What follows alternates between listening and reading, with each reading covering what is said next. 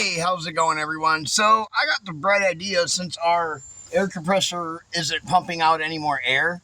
I don't know what I'm actually going to do. Because what I tried to do was take a 120 or 110 air compressor, or was it 120? What is it? 120 volt air compressor, which only has a 1.7 amp engine on it.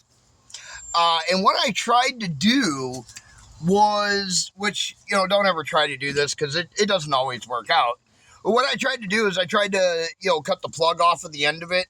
And then I tried to hook it up to my truck to see if it would actually work or not. But unfortunately, 12 or 14 volts is not enough to run, one of these little air compressors like this.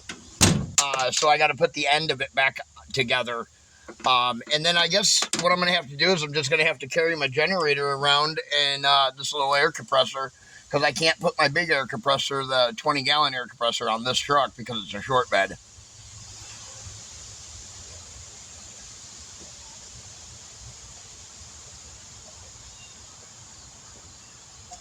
But that's all right.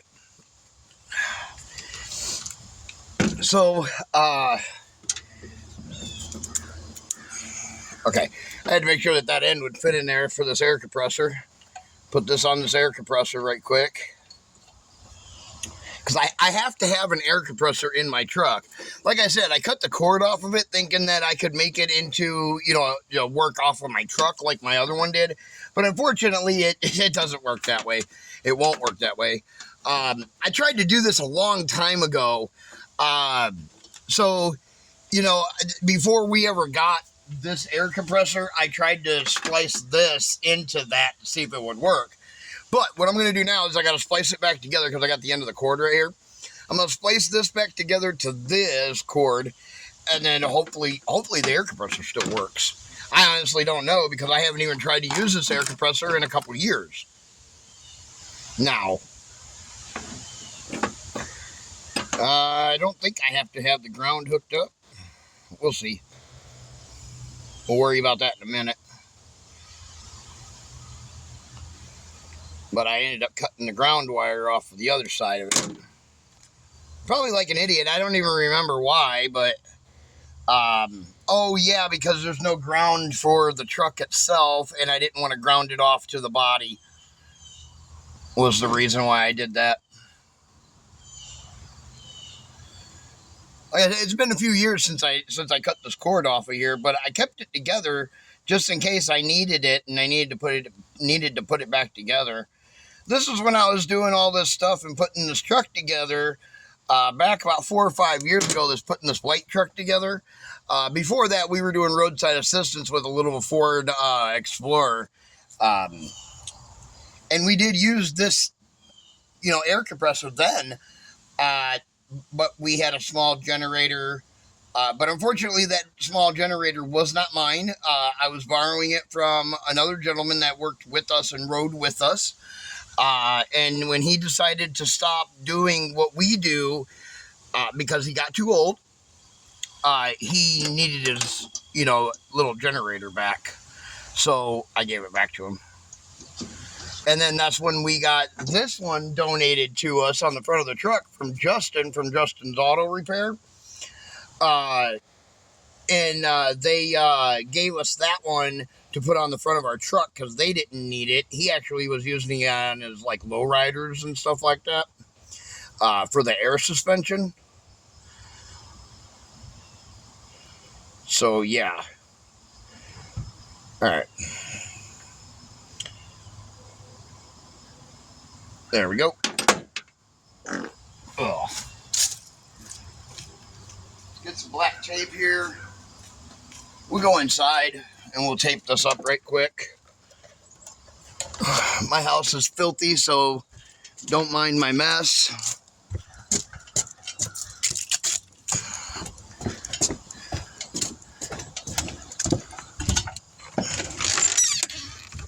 Y'all ain't gonna get to see much of my house anyways. But welcome to my home.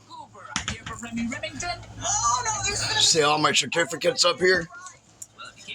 Not my perfect 5-star rating. I am a licensed minister. This is a letter of good standing from the church. Right there. And this is my doctorate. Yes, I am a doctor.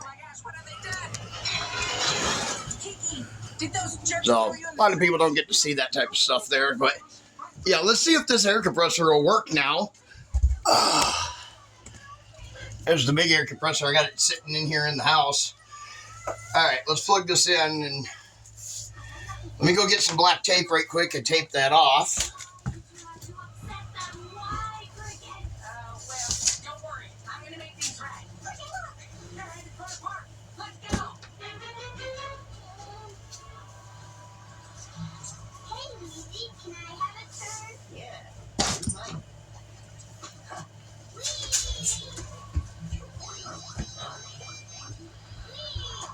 Do you guys know where the black tape is?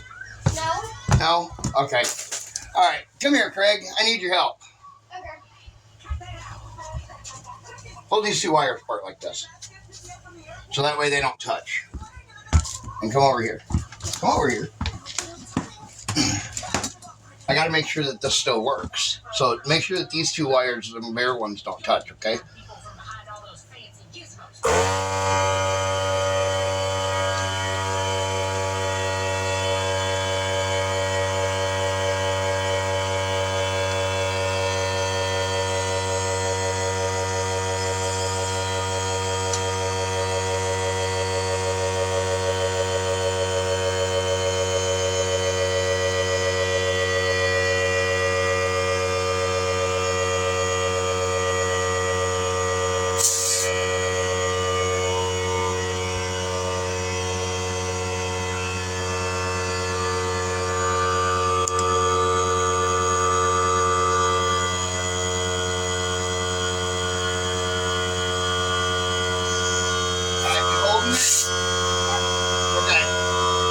Try it off.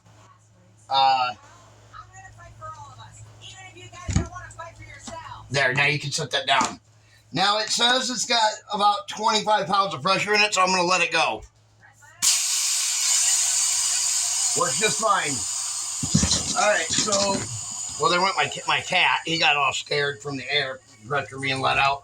Alright, so our little air tank still works, so we will be able to use that. We got the generator over here. We got the generator right here for it, right here in my house, because I don't want this stuff to get stolen. I don't have no room in my shed for it, and I haven't got it mounted on the truck yet. So we'll get some black tape and we'll tape the cord back up. Still works good. It's actually brand new. I just cut the cord off of it to see if I could get it to work on my truck a few years ago. And of course, you could not get it to work on a 12-volt truck battery, unfortunately. What gave me that idea years ago? Well, we used to hook up, house radios and drills and all kinds of stuff to our pickup trucks and stuff back in the day. And so, we would cut the cords off of it on the construction site and hook your radio up, your stereo. And I'm talking about like an actual stereo, with the record player on the top and everything. We would hook that stuff up to our truck batteries, and you could play it so that way we would have, because we'd have boom boxes back in the day in the 90s, couldn't afford them. So we'd bring our whole home stereo systems out. But that's what gave me that idea that maybe I could take a 120 or 110 volts air compressor and hook it up to a 12-volt truck battery. But unfortunately, the 12-volt truck battery is not strong enough to turn the motor on that kind of an air compressor like it is on this kind of an air compressor. Well, at least we now know that, DS Volt, and we will catch you guys in the next one. Now I remember why I didn't use that one. All right, y'all have a good night. Be sure to like, share, subscribe.